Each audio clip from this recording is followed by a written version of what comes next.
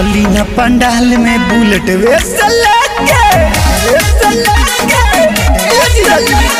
चली न पंडाल में बुलेट से लेके बार बार वायलेट कहे लागे नी देखे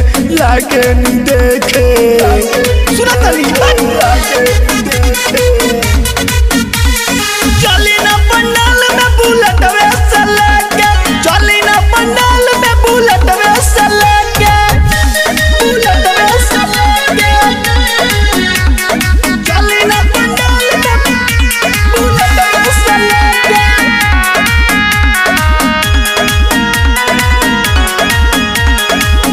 नवरात्र में 2 साल पजीजा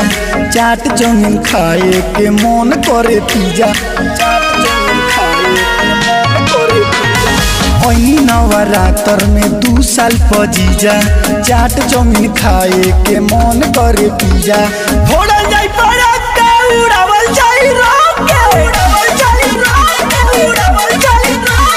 चली न पंडाल में बुलेट से लेके चली न पंडाल में बुलेट से लेके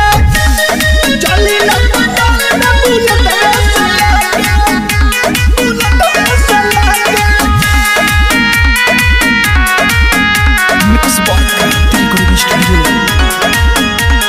सबरे बेदर्दी रहनी आशा लगा के ढेर बतियाई जनी हाथ चमका के सबरे बेदर्दी रहनी आशा लगा के ढेर बतियाई जनी हाथ चमका के सुदामा जी देखा दे पंडाल वाला सेट के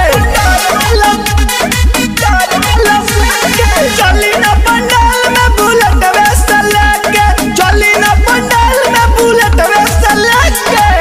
presented by Kranti Recording Studio।